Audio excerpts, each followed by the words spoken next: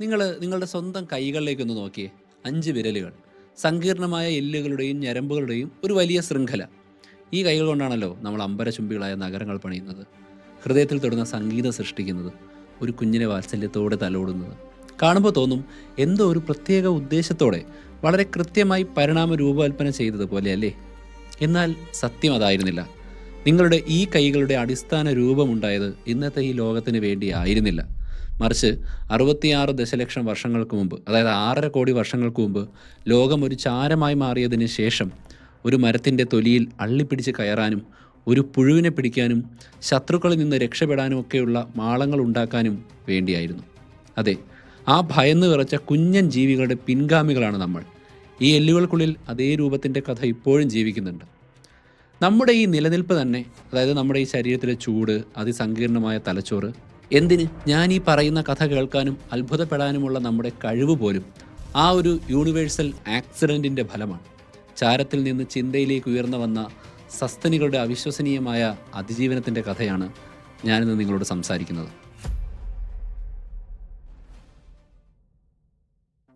പരിണാമം എന്ന് കേൾക്കുമ്പോൾ നമ്മുടെ മനസ്സിൽ ഓടിയെത്തുന്ന ഒരു ചിത്രമുണ്ട്. കുനിഞ്ഞു നടക്കുന്ന ഒരു ആൾക്കുരങ്ങിൽ നിന്ന് നിവർന്നു നടക്കുന്ന ഇന്നത്തെ മനുഷ്യനിലേക്കുള്ളൊരു നേർരേഖയിലുള്ള അനിമേഷൻ, ഒരു കോണിപ്പടി കയറ്റം പോലെ. അതിൻ്റെ ഏറ്റവും മുകളിൽ നമ്മൾ, ഹോമോസാപ്പിയൻസ്.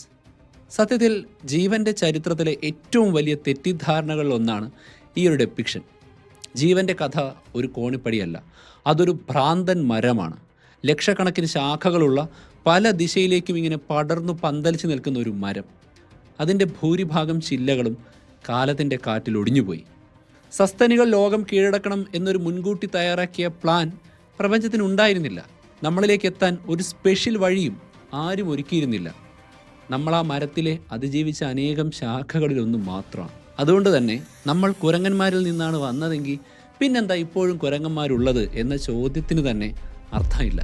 ഇത് ചോദിക്കുന്നത് എൻ്റെ അപ്പൂപ്പൻ്റെ കുടുംബത്തിൽ നിന്നാണ് ഞാൻ വന്നതെങ്കിൽ പിന്നെ എനിക്കെന്താ ഇപ്പോഴും കസിൻസ് എന്ന് ചോദിക്കുന്നത് പോലെയാണ്. നമ്മൾ ഇന്നത്തെ കുരങ്ങന്മാരിൽ നിന്നല്ല പരിണമിച്ചത്. പകരം മനുഷ്യർക്കും ഇന്നത്തെ ചിമ്പാൻസികൾക്കും ഗൊറില്ലകൾക്കും ലക്ഷക്കണക്കിന് വർഷങ്ങൾക്ക് മുമ്പ് ജീവിച്ചിരുന്ന ഒരു പൊതുവായ പൂർവികനുണ്ടായിരുന്നു. ആ പൂർവികൻ്റെ സന്തതി പരമ്പരയിൽ നിന്നും കാലക്രമേണ പല ശാഖകൾ വേർപിരിഞ്ഞു.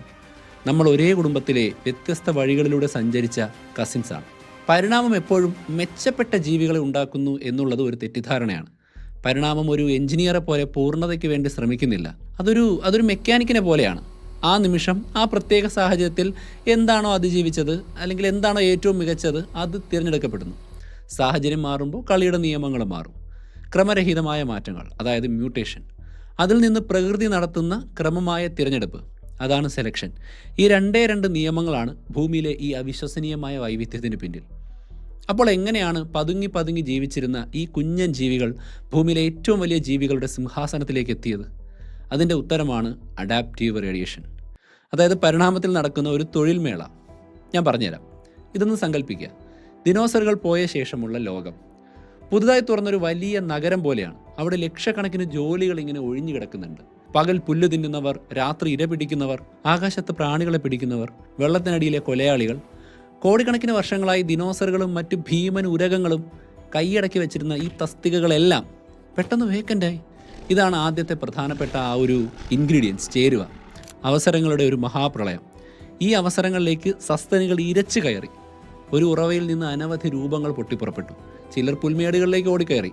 അവരുടെ വിരലുകൾ ഉറച്ചു കുളമ്പുകളായി മാറി. മറ്റു ചിലർ ആകാശത്തിൻ്റെ ഇരുട്ടിലേക്ക് പറന്നുയർന്നു. അവരുടെ മുൻകാലുകൾ നേർത്ത ചിറകുകളായി മാറി. വേറെ ചിലർ സമുദ്രത്തിൻ്റെ ആഴങ്ങളിലേക്ക് തിരികെ നീന്തിപ്പോയി. അവരുടെ ശരീരം ഒരു മിസൈൽ പോലെയായി. പിന്നെ ചിലരുണ്ട്, മരക്കൊമ്പുകളിലേക്ക് ചേക്കേറാൻ തുടങ്ങി. അവരുടെ കൈകൾക്ക് പിടുത്തം കിട്ടി, കണ്ണുകൾക്ക് ആഴം കിട്ടി. അവരായിരുന്നു നമ്മുടെ സ്വന്തം പൂർവികരായ പ്രൈമേറ്റുകൾ. ഭൂമിയുടെ ചരിത്രത്തിൽ ഒരു കണ്ണിറുക്കി തുറക്കുന്ന വേഗത്തിൽ ഏകദേശം, അതായത് 1 കോടി വർഷങ്ങൾ കൊണ്ട് ഇന്നത്തെ സസ്തനികളുടെ ഏതാണ്ട് എല്ലാ പ്രധാന ഗ്രൂപ്പുകളും രംഗപ്രവേശനം ചെയ്തു. ഇനി കഥയിൽ നിന്ന് നമുക്ക് ശാസ്ത്രത്തിലേക്ക് ഇറങ്ങാം.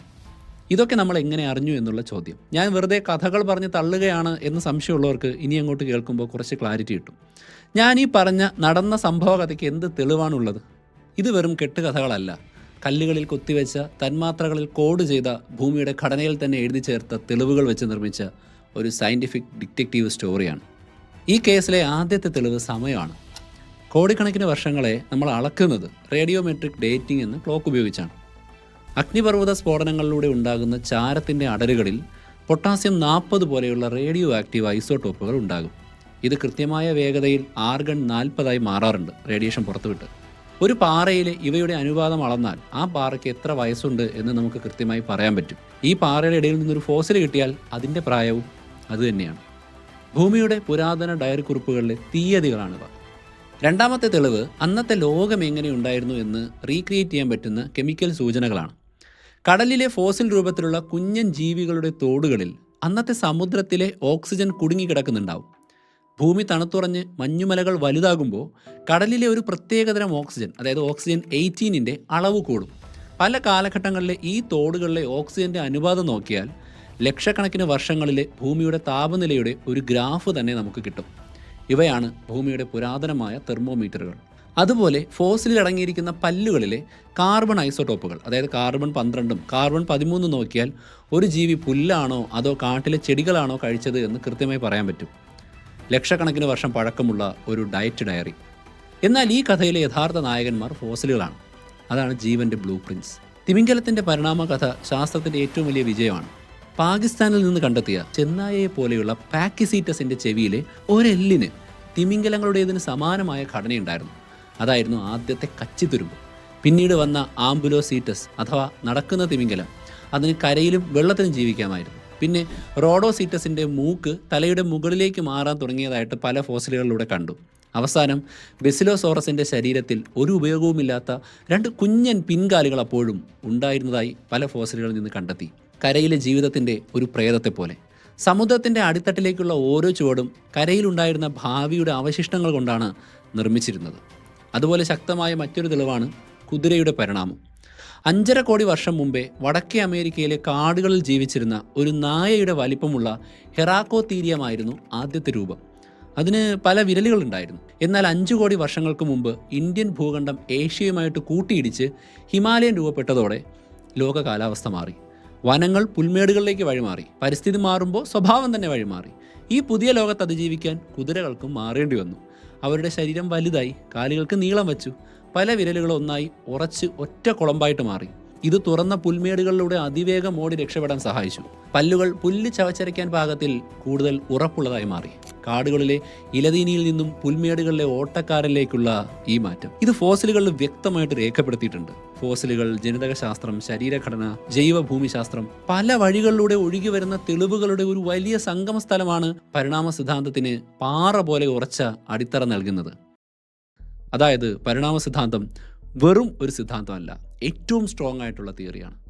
എന്നാൽ നമ്മുടെ കഥ പോകുന്നത് ഈ പുൽമേടുകളിലേക്കല്ല, തിരികെ മരങ്ങളിലേക്കാണ്. ദിനോസറുകളുടെ പതനത്തിന് ശേഷം, അതായത് ഏകദേശം 5.6 കോടി വർഷങ്ങൾക്ക് മുമ്പ് ഭൂമി പെട്ടെന്ന് അതിഭയങ്കരമായിട്ട് ചൂട് പിടിച്ച ഒരു കാലഘട്ടം ഉണ്ടായിരുന്നു. JR സാപ്പിയൻസിൻ്റെ ഈ എപ്പിസോഡിന് തൊട്ട് മുമ്പുള്ള എപ്പിസോഡിൽ നമ്മളതിനെക്കുറിച്ച് പറഞ്ഞിരുന്നു. പാലിയോസീൻ, ഇയോസീൻ, തെർമൽ മാക്സിമം അഥവാ PETM. ഭൂമി ആ സമയത്തൊരു പനിക്കിടക്കയിലായിരുന്നു. ഈ ചൂടിൽ ആഗോള വ്യാപകമായി വനങ്ങളാണ് പടർന്നു പിടിച്ചത്. ഈ മരങ്ങളുടെ ലോകമാണ് നമ്മുടെ പൂർവികരായ പ്രൈമേറ്റുകൾക്ക് അവസരങ്ങളുടെ പുതിയ വാതിലുകൾ തുറന്നു കൊടുത്തത്. ഈ മരച്ചില്ലകളിലെ ജീവിതം ചില പ്രത്യേക കഴിവുകൾ ആവശ്യപ്പെട്ടിട്ടുണ്ട്. മുന്നോട്ട് നോക്കുന്ന കണ്ണുകൾ, അത് ഒരേ സമയം ഒരു വസ്തുവിൽ ദൃഷ്ടി കേന്ദ്രീകരിക്കാൻ സഹായിച്ചു. ഇതൊരു ത്രിമാന കാഴ്ച, അതായത് സ്റ്റീരിയോസ്കോപ്പിക് വിഷൻ നൽകി. മരക്കൊമ്പുകൾ തമ്മിലുള്ള ദൂരം കൃത്യമായി അളക്കാൻ അത് അത്യാവശ്യമായിരുന്നു. ഒരു ചാട്ടം പിഴച്ചാൽ താഴെ മരണമാണ്. വിരലുകൾക്ക് പിടുത്തം കിട്ടാൻ പരന്ന നഖങ്ങൾ വന്നു, കൂർത്ത നഖങ്ങൾക്ക് പകരം. ഈ പുതിയ 3D ലോകത്തിൻ്റെ കാഴ്ചകളും ചലനങ്ങളും വിശകലനം ചെയ്യാൻ വേണ്ടി തലച്ചോറ് വലുതാകാൻ തുടങ്ങി. കാഴ്ചശക്തിക്ക് പ്രാധാന്യം കൂടിയപ്പോൾ ഗന്ധമറിയാനുള്ള കഴിവ് കുറഞ്ഞു. അതോടെ മൂക്കിൻ്റെ നീളം കുറഞ്ഞു, മുഖം പരന്നു. കാഴ്ചയ്ക്ക് മൂർച്ച കൂടിയപ്പോൾ മനസ്സിനും മൂർച്ച കൂടി. ചൈനയിൽ നിന്ന് കണ്ടെത്തിയ 5.5 കോടി വർഷം പഴക്കമുള്ള ആർക്കിസിബസ് പോലെയുള്ള ഫോസിലുകൾ ഈ ആദ്യകാല പ്രൈമേറ്റുകളുടെ ചിത്രം നമുക്ക് തരുന്നുണ്ട്. വളരെ ചെറിയ രാത്രി സഞ്ചാരികളായിട്ടുള്ള ഈ ജീവികൾ പ്രാണികളെയും പഴങ്ങളെയും തിന്നാണ് ജീവിച്ചിരുന്നത്. അവരായിരുന്നു ആ വലിയ യാത്രയുടെ തുടക്കക്കാർ. ഇത് വെറും ശാസ്ത്രം മാത്രമല്ല കേട്ടോ, ഇത് നമ്മുടെ സ്ഥാനത്തെ പറ്റിയുള്ള വിനയത്തോടു കൂടിയുള്ളൊരു പാഠമാണ്. സോ നമ്മൾ ഈ യാത്രയിൽ കണ്ടുമുട്ടിയ ചില തെറ്റിദ്ധാരണകൾ കൂടി ഓർത്തെടുക്കാം. 1. പരിണാമം പുരോഗതിയല്ല, അനുയോജ്യതയാണ്.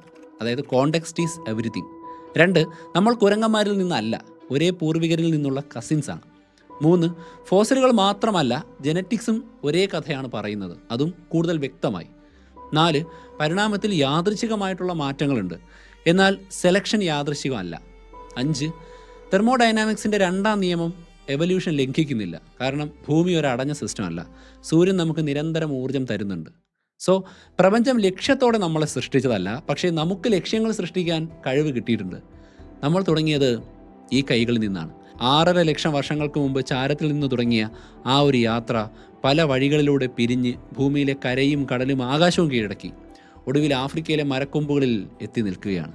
ശരീരം ഒരുങ്ങിയിരിക്കുന്നു, പിടുത്തമുള്ള കൈകൾ കിട്ടി, കൂർമ്മതയുള്ള കണ്ണുകളും വളരുന്ന തലച്ചോറും റെഡിയായി. ലോകം വീണ്ടും മാറാൻ തുടങ്ങുകയായിരുന്നു.